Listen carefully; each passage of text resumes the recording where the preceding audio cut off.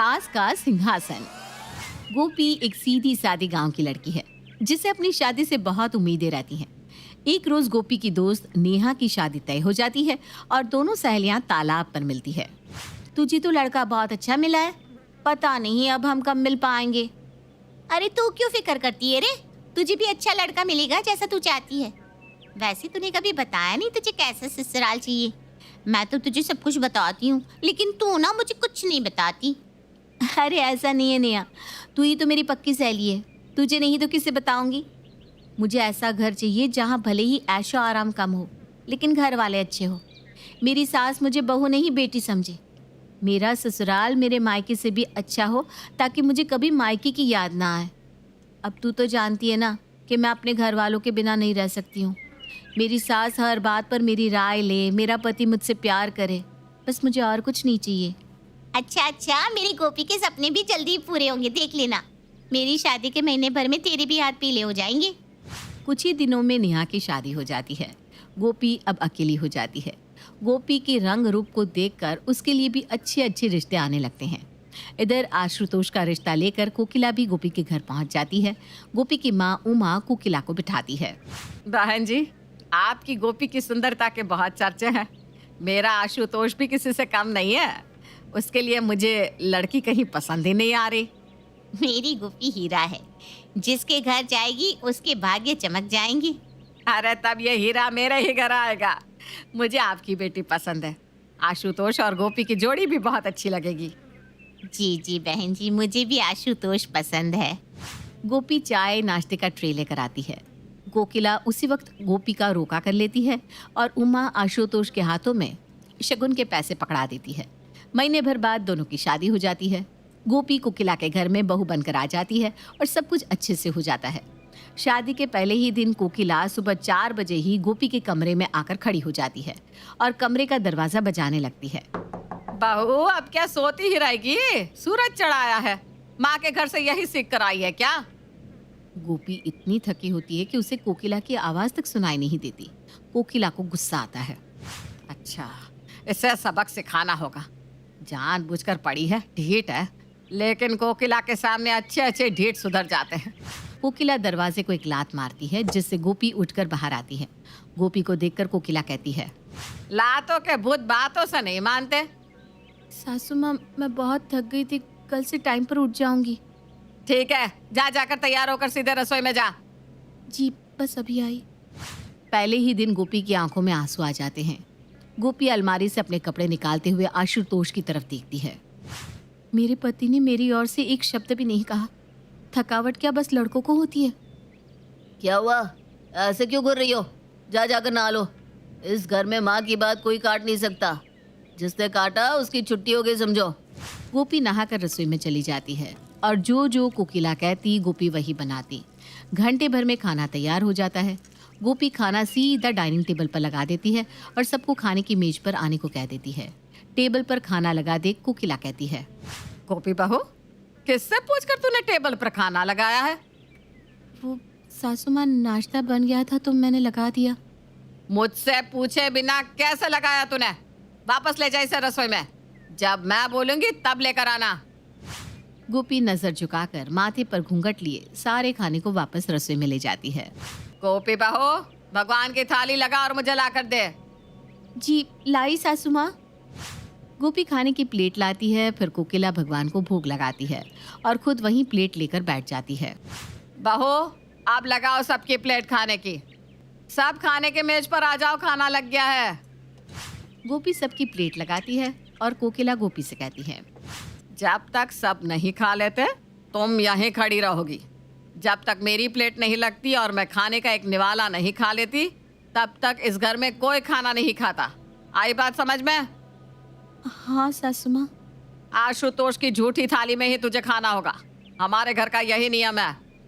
गोपी अपनी गर्दन हिलाकर हामी भर देती है। कोकिला हर छोटी बड़ी बात पर गोपी को टोकती रहती। गोपी के सारे अरमानों पर पानी फिर जाता है।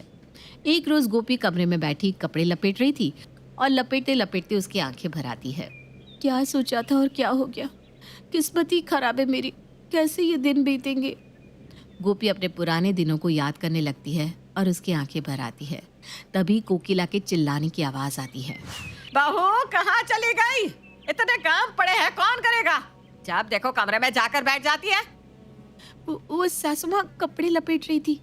कमरे में बैठकर कपड़े कौन लपेटता है? हम भी अपने टाइम पर काम किया करते थे। आजकल के चोचले पूछो मत। कल से तुम कमरे में नहीं, हॉल में ही कपड़े लपेटोगी। अभी जाओ, सारी सब्जियां धोकर फ्रिज में रख दो। गोपी एक रोबोट की तरह दिन रात कोकिला के इशारों पर नाचती रहती है। इसी तरह 6 महीने बीत जाते हैं और गोपी अपने मायके वालों से मिलने के लिए तरसती रहती है। बहुत हिम्मत करके एक रोज़ गोपी कोकिला से कहती है, सासू माँ बहुत दिन हो गए मैं मायके नहीं गई, घर वालों से मिलने का बहुत मन हो रहा है, 2 दिन के लिए घर चली जाऊँ? अभी कहीं नहीं जाना है। 6 महीने में ये हाल है तो आगे क्या होगा? बच्चा होने के बाद ही जाओगी तुम। गोपी कोकिला से ज़्यादा कुछ नहीं कह पाती और आशुतोष के आने का इंतज़ार करती है। रात को जैसे ही आशुतोष आता है, आप मुझे मेरी मम्मी के घर 2 दिन के लिए ले जाओगे क्या? सासू माँ ने मुझे जाने से मना कर दिया है। जब माँ ने ही मना कर दिया तो मुझसे पूछने की क्या जरूरत है? इस घर में माँ का ही राज चलता है, जैसा वो कहेंगी वैसा ही होगा, समझी? मुझे जाना है बस। ठीक है, चली जाओ फिर, वापस मत आना। माँ ने जो कहा है वही होगा। ये सुनकर गोपी की हिम्मत टूट जाती है और वो इन सबको अपनी किस्मत मानकर आंसू के घूंट पी लेती है। इसी तरह दिन बीतने लगते हैं और एक रोज सोसाइटी की कुछ औरतें कोकिला के घर पर आकर कहती है, कोकिला, अब तुझ में वो बात नहीं रही। तुझे अब हम अपनी महिला समिति के अध्यक्ष पद से हटा रहे हैं। तू खुद से इस पद से इस्तीफा दे दे, वरना हम तुम्हें निकाल देंगे। ऐसा नहीं होता है। कोकिला में आज भी वही आग है। कोकिला को सिंहासन से हटाना तो दूर, कोई मेरा सिंहासन हिला भी नहीं सकता। ये कहने की हिम्मत कैसे हुई तुम लोगों की? कोकिला तेरे दिन पूरे हो गए हैं, तू क्या सोचती है तेरी ये अकड़ तेरे घर वाले सुनेंगे? हम नहीं, तू हम पर रोब नहीं झाड़ सकती। पिछले 20 साल से तुम अपना पद छोड़ना ही नहीं चाह रही हो। हम भी इस समिति के सदस्य हैं, बाकियों को भी अध्यक्ष बनने का मौका मिलना चाहिए कि नहीं? समिति की औरतें और कोकिला में बहुत देर तक बहस होती है। गोपी, जो आज तक किसी के आगे एक शब्द नहीं कहती है, वो अपनी रसोई से निकल कर आती है और अपना घूंघट हटाकर कहती है, मेरी सासू माँ किसी चीज़ में कम नहीं है। आज तो क्या, आने वाले 10 साल में भी वो आराम से सब कुछ संभाल सकती है, वो भी उतनी ही आग के साथ। इस तरह से आप लोग उन्हें इस्तीफा देने के लिए मजबूर नहीं कर सकते। उन्हें निकालना है तो वोटिंग कीजिए। अगर उसमें मेरी सासू माँ हार जाएंगी तो ही वो इस पद से हटेंगी। अब ये गोपी की भी बोली निकलने लगी, जिसके मुंह में अब तक जबान नहीं थी। गोपी, तू इन सब में मत बोल, अपनी रसोई संभाल। आज तक कभी रसोई से बाहर की दुनिया देखी भी है क्या तूने, जो बीच में चूचे करने चली आई? आंटी जी, गोपी आज तक रसोई में ज़रूर रही है, लेकिन ज़रूरत पड़ने पर अपने घर वालों के लिए खड़ी हो सकती है। आज मेरी सासू माँ को अपनी गोपी बहू की ज़रूरत है और गोपी उनके साथ है। हम सब मेंबर यही हैं, सब अपना अपना मतदान दो।